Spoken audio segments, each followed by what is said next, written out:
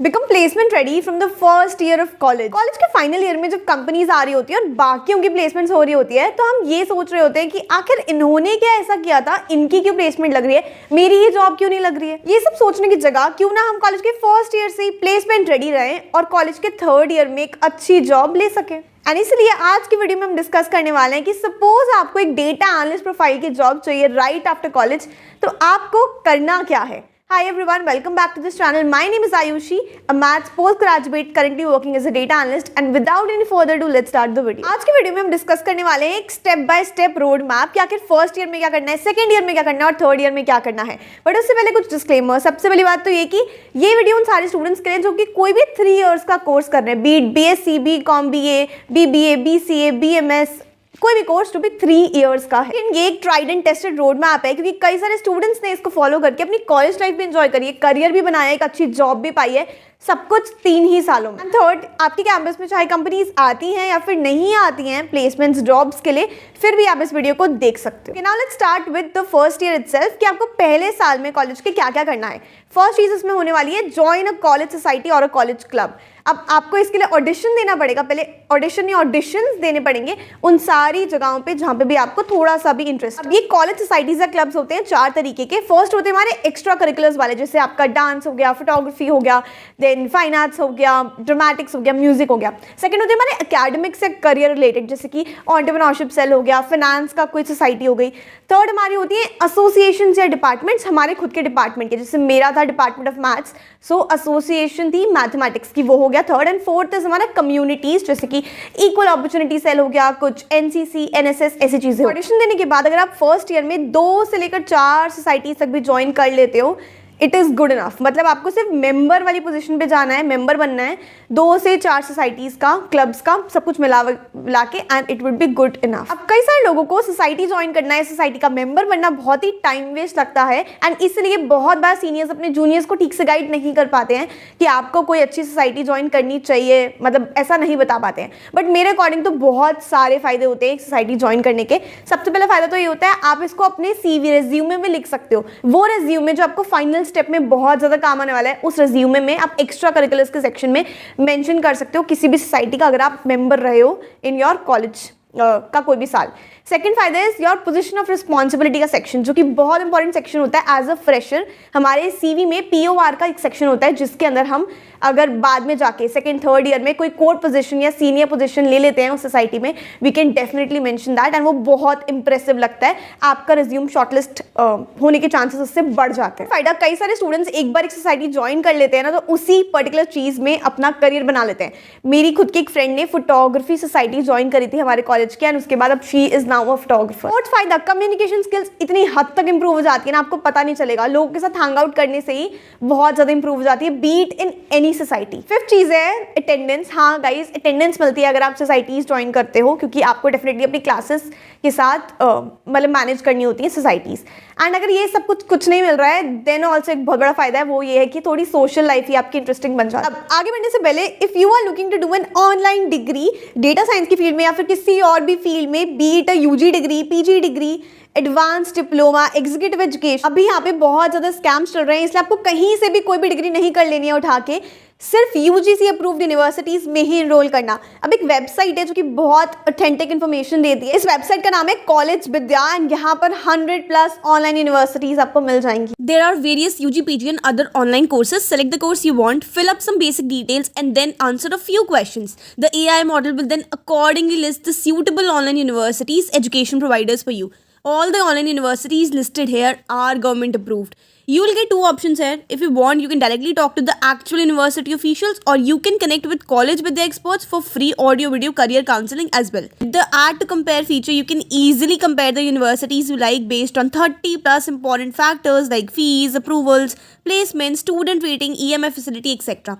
Also, a good benefit with College Vidya is for the fees, they give you EMI options even if the university doesn't. It redirects you to the authentic university website, which prevents you from the fake ones and any possible scam. They also provide placement support services and career booster programs worth ₹6,999, but you can get them for free if you take an admission via the link mentioned in the description box. Also, they've launched a new feature on their website named CV Subsidy, and now students will receive a subsidy of up to ₹10,000 once they take admission in any university. They also have a jobs and internship portal which is accessible to you from the day one of the admission itself, and via this portal you can apply to multiple thousands of paid internships and jobs. So देखिए तो it is a one stop solution. Website का link description में है, जल्दी जाके check करो. अब जो सेकंड चीज आपको करनी है आपके फर्स्ट ईयर में वो होने वाली है choose the right peer group. एक बहुत सही स्टेटमेंट दी गई है which is you are the average of the 5 people you spend the most time with. आपको एक मिक्सचर रखना है अपने फ्रेंड सर्कल या फिर अपने पीयर ग्रुप का, जिसमें कुछ नर्ड्स भी हो सकते हैं, कुछ फन पीपल भी हो सकते हैं, कुछ ऐसे एक्स्ट्रा करिकुलर वाले लोग भी हो सकते हैं. And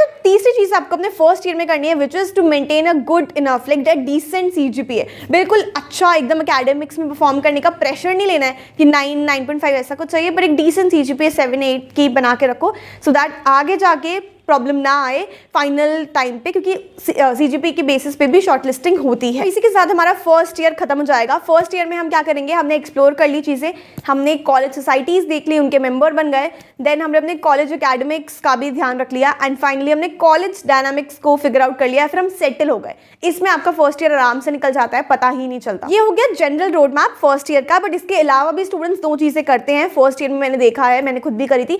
first is they find opportunities to earn money majorly online, and second is they look out for internships. हमारा फर्स्ट ईयर खत्म हो चुका है, हम आ चुके हैं अपने सेकंड ईयर में. सेकंड ईयर में क्या चीज़ें करनी है एक एक करके देख लेते हैं. फर्स्ट चीज़ इज थोड़ा सा रियलाइजेशन लाने की ज़रूरत अब हो गई है हमें. रियलाइजेशन किन चीज़ों की? फर्स्ट इज कि अगर आपको मास्टर्स करनी है, अगर आप ये चीज़ समझ पा रहे हो उस टाइम तक कि हाँ मुझे मास्टर्स करनी है, इन दैट केस आपको रिसर्च करनी पड़ेगी किस चीज़ में मास्टर्स करनी है, उनके कौन से एंट्रेंस एग्जाम्स देने हैं, एंड फाइनली एंट्रेंस एग्जाम्स की तैयारी शुरू करनी पड़ेगी, जिसके लिए आप कोचिंग भी ले सकते हो. खुद से प्रिपेयर करना है तो आप उसके लिए प्रेपरेशन भी स्टार्ट कर सकते हैं. अगर आपको ऐसा लगता है कि आपको कोई प्रोफेशनल कोर्स करना है जैसे कि CA, CFA, ACCA, FRM, actuarial sciences या और भी कोई अगर प्रोफेशनल कोर्सेज होते हैं, इन दैट केस आपको उसके बारे में रिसर्च करके अपनी कोचिंग स्टार्ट कर देनी है और उसके पेपर्स देने स्टार्ट कर देने. थर्डली, अगर आपको लगता है कि आपको रिसर्च में जाना है, इन दैट केस आपको रिसर्च इंटर्नशिप्स और फेलोशिप्स ढूंढनी स्टार्ट कर देनी है. अगर मैथ्स की जाननी है तो प्लीज़ मुझे इंस्टाग्राम पे DM कर देना, मैं बता दूंगी कि मैथ्स की कौन सी होती है जिनमें आपको सेकंड ईयर से ही अप्लाई कर देना स्टार्ट कर देना होता है. ओके, सो सेकंड ईयर का रियलाइजेशन फेज खत्म होने के बाद सेकंड चीज़ आती है to go for a position of responsibility. अब जो भी कॉलेज सोसाइटीज हमने फर्स्ट ईयर में ज्वाइन करी थी, हमें ट्राई करना है कि हम उनकी कोर पोजीशंस के पास आ सकें किसी तरीके से, विच कुड भी सीनियर मेंबर बनना या फिर सेकेंड ईयर में ही कोई कोर पोजीशन ले लेना, जिसके लिए आपको फर्स्ट ईयर में अच्छी खासी मेहनत करनी पड़ेगी.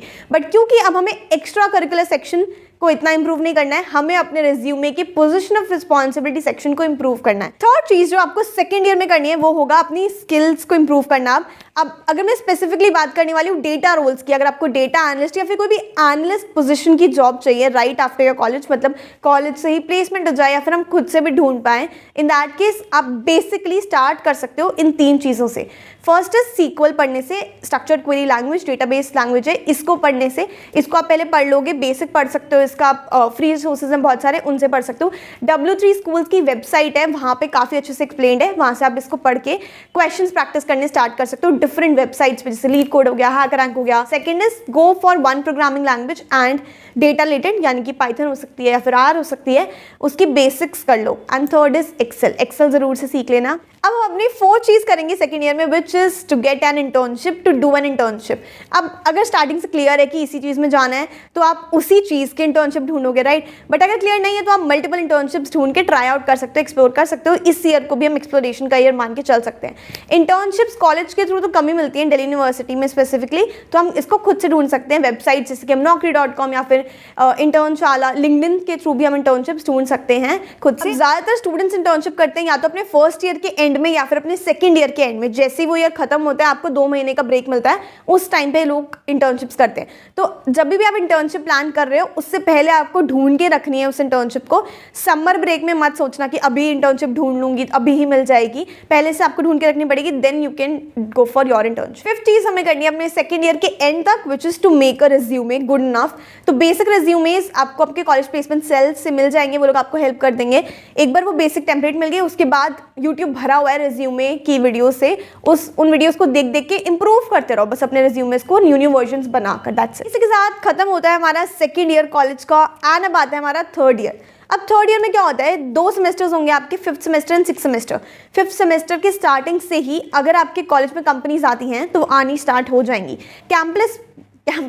कैंपस प्लेसमेंट्स का जो सीजन होता है वो डिवाइडेड होता है 2 डिफरेंट पार्ट्स में। इसकी फर्स्ट स्टेंट होती है आपका 5th सेमेस्टर एंड इसकी सेकंड स्टेंट होता है आपका 6th सेमेस्टर।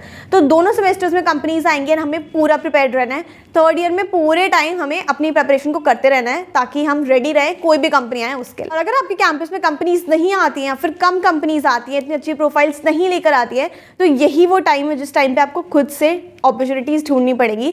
नहीं मिल रही हैं तो आपको सोचना पड़ेगा कि क्या मास्टर्स करनी चाहिए, एंड करनी चाहिए तो कहाँ से करनी। अब थर्ड ईयर स्टार्ट होते ही कॉलेज का placement cell application forms open कर देगा कॉलेज प्लेसमेंट्स के लिए।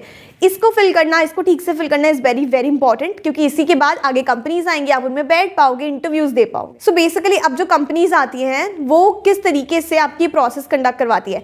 सो company to company and profile to profile depend करता है कि आपको क्या प्रोसेस होगी प्लेसमेंट की, बट यूजुअली ये 5 राउंड्स तो होते हैं। फर्स्ट इज आपका रिज्यूमे शॉर्टलिस्टिंग, यानी कि सीवी जब शॉर्टलिस्ट किया जाता है एंड फिल्टर आउट कर दिए जाते हैं जो भी लोग रेलिवेंट नहीं है। सेकेंड इज देन आपका होता है एप्टीट्यूड टेस्ट। एप्टीट्यूड टेस्ट के बाद जो रिजल्ट आता है उसके फिल्टर्ड लोगों को मौका मिलता है ग्रुप डिस्कशन में जाने का, which is your third step. Then fourth is case study round, जो कि ऑप्शनल होता है एंड वो यूजुअली जो एनालिस्ट वाली प्रोफाइल्स होती है ना उसमें ज़रूर से कराया जाता है। एंड फाइनली 5th आपका स्टेप होता है इंटरव्यूज़ का, जिसमें आपके 2 इंटरव्यूज़ तो ज़रूर से होते ही हैं।